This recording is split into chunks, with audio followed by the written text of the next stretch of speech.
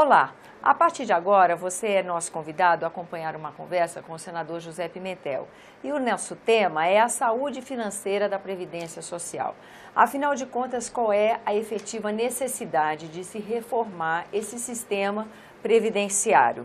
Já está aqui no Senado Federal um projeto para abrir uma proposta de abertura de uma CPI para investigar o assunto. E o senador, que já foi ministro da Previdência, traz aqui dados que contestam essa urgência e essa necessidade da reforma da Previdência, não é isso, senador? O Constituinte de 88 teve o cuidado de criar um capítulo específico para cuidar da saúde, da assistência e da previdência e criou um conjunto de fontes de financiamento para viabilizar essa forma de arrecadação, esse custeio. Está lá no artigo 195 da Constituição, que determina que a Seguridade Social será custeada pela folha de pagamento, sobre a receita, o faturamento, o lucro das empresas, sobre as loterias, sobre as importações, e esse sistema permitiu, ao longo desse período todo, ter um saldo positivo e, acima de tudo, assegurando a cobertura da nossa Seguridade Social. Se você voltar a 2012, sobrou 110 bilhões de reais entre o que nós arrecadamos na Seguridade Social e o que nós pagamos na saúde, na assistência e na previdência. Para onde foi esse dinheiro? Foi para o superávit primário, dando dinheiro aos banqueiros. Em 2013, esse saldo foi de 96 bilhões de reais. Em 2014, 66 bilhões de reais. Em 2015, que foi o ano da pauta bomba, foi feita uma série de desonerações. Foi elevado a DRU, a desvinculação de recursos da União, para 30%. Mesmo assim, ela ainda foi superavitária em 11 bilhões de reais. E isso tem toda uma identidade com o que é feito no resto do mundo. No mundo, todos os países têm a participação da União e dos poderes para viabilizar o sistema de seguridade social, a exemplo do Brasil. E aqui no Brasil, quando você analisa o que isso representa sobre o custo total do sistema previdenciário, é algo em torno de 8% a participação do governo no custeio da Previdência Pública Brasileira, ou seja, 8% do Produto Interno Bruto. E de 2009 a 2015, a Previdência Pública Urbana, a do INSS, que é contributiva, sempre teve saldo positivo. Ou seja, entre o que nós arrecadávamos e o que nós pagávamos, sobrava dinheiro. Em 2009, que foi o primeiro ano que teve saldo positivo, sobrou 2,4 bilhões de reais. Isso coincide com a época em que o senhor foi ministro? Começa exatamente quando eu fui ministro. Até o ano 2007, ela teve resultado negativo. Entendi. De 22 bilhões de reais. Em 2009, nós cobrimos o saldo negativo e sobrou 2.400. Isso foi gestão, que foi em função de mudança de gestão que essa conta ficou tão bem saneada assim, é isso? Vários fatores, gestão, redução de desperdícios e principalmente com ganho real do salário mínimo e com ganho real da massa salarial. Nós tivemos nesse período aqui o pleno emprego e tivemos também a criação do empreendedor individual e a implantação do Simples Nacional a partir de 2007. Entendi. Então, esse conjunto de ações levou a Previdência Pública Brasileira Urbana a pagar, dar ganho real e sobrar dinheiro.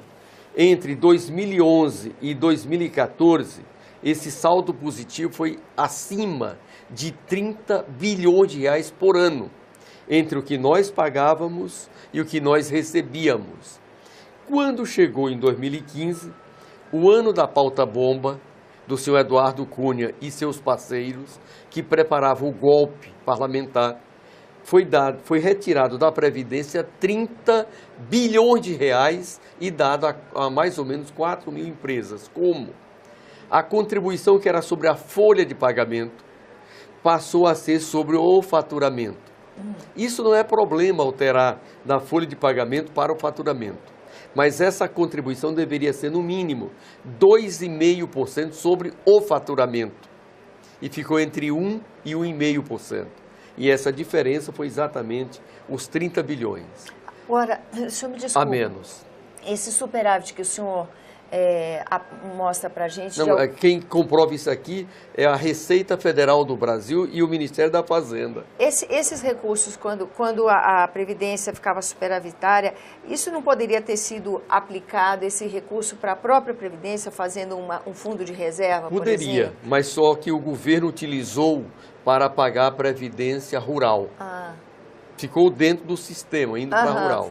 E em 2016 é que é o mais grave.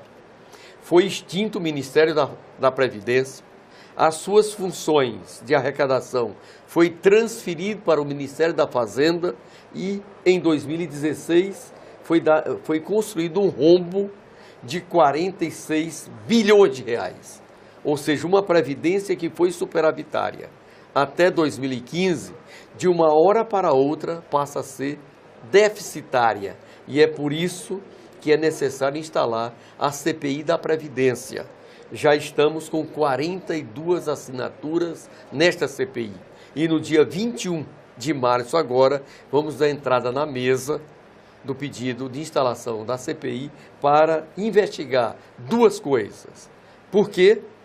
Que foi retirado dinheiro da Seguridade Social ao longo do tempo e o que representa isso. 2.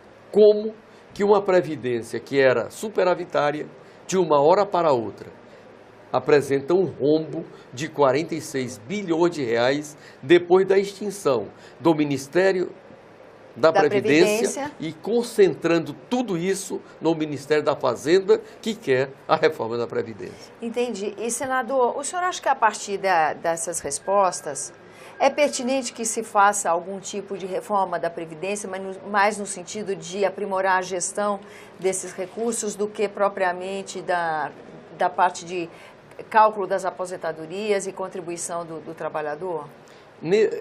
Da Constituinte de 88 para cá, já foram feitas duas grandes reformas na Previdência.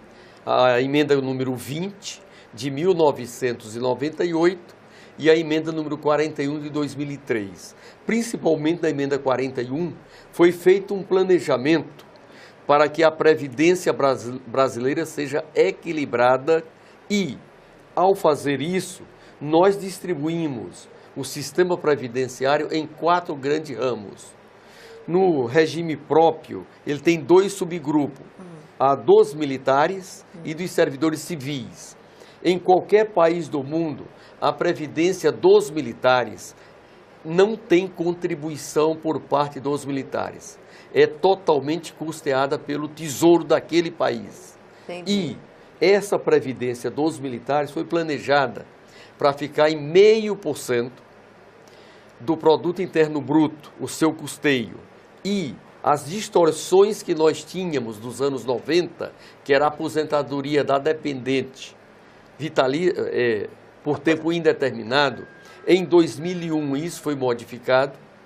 Os militares passaram a contribuir com 6% sobre o seu soldo para o plano de saúde e para as pensões, e a parte da aposentadoria deles é totalmente absorvido dentro do orçamento da União. É pago pelo Tesouro, como acontece em todos os países do mundo. Certo. E esse planejamento foi feito para eles representarem algo em torno de 0,5% do produto interno bruto brasileiro. Entendi. Esse sistema, lá nos anos 2000, 2001, 2003, 2002, era em torno de 0,9%. Ele veio se ajustando, ficou em 0,60% no período de 2011 a 2015, e agora em 2016, com o PIB negativo, ele teve uma pequena oscilação. Isso aqui foi feito com um crescimento econômico de 2% por ano no produto interno bruto. Já os civis da União, foi feito um planejamento para que em 2040 seja zerado todo e qualquer subsídio do Tesouro, contabilizando aqui a contribuição da União como empregadora e dos trabalhadores civis da União. Esse sistema ali, entre 2001 e 2003, chegou a 1,3% do produto interno bruto. Ele teve uma diminuição, chegou a algo em torno de 1,7%, 1,8% do produto interno bruto entre 2011 e 2014 e um pequeno crescimento em 2015 e 2016 por conta do produto interno bruto negativo nesses anos. Mas ele é planejado para em 2040 zerar todo e qualquer déficit. Portanto, não tem, e isso aqui está sendo absorvido dentro da Seguridade Social. Portanto, não tem nenhum desequilíbrio. Na Previdência Geral, que é do INSS, a Previdência Pública Urbana foi planejada para ser superavitária, o que ela arrecada é superior ao que ela paga, e aconteceu de 2009 a 2015, esses dados são públicos, estão na página do Ministério da Fazenda, para quem tiver dúvida. Infelizmente, em 2016, eles extinguiram o Ministério da Fazenda, da Previdência, levaram tudo para dentro do Ministério da Fazenda e deram um rombo de 46 bilhões de reais para justificar essa malvadeza que estão tentando fazer agora. Então, realmente, acho que a instalação de uma CPI vai ser bom para o cidadão e para os parlamentares, para todo mundo que participa dessa discussão, poder ter uma outra perspectiva a partir de dados, todos eles oficiais. Agora, a Previdência Especial, que é do agricultor familiar, do pescador artesanal, do extrativista, dos quilombolas e dos povos indígenas, essa previdência ela precisará sempre ser subsidiada. Subsidiada, porque eles contribuem com um percentual sobre a comercialização da produção. Na região Nordeste, em que a seca é uma realidade, essa produção tem período que não existe, como está de 2012 para cá, esse período de seca de 4 anos. Senador, agradeço a aula, né? Porque o senhor trouxe tantas explicações, tantas informações, uma aula para a gente que acompanha essa história. Agradeço sua presença aqui no nosso programa. Agradeço também a você que nos acompanha, lembrando que esse é o programa Argumento e que você é o nosso convidado a fazer sugestões e críticas ao trabalho da TV Senado pelo 0800 61 2211, que é uma ligação gratuita. Há também a possibilidade de você rever esse e outros dos nossos programas usando o endereço eletrônico senado.leg.br/TV. Até a próxima.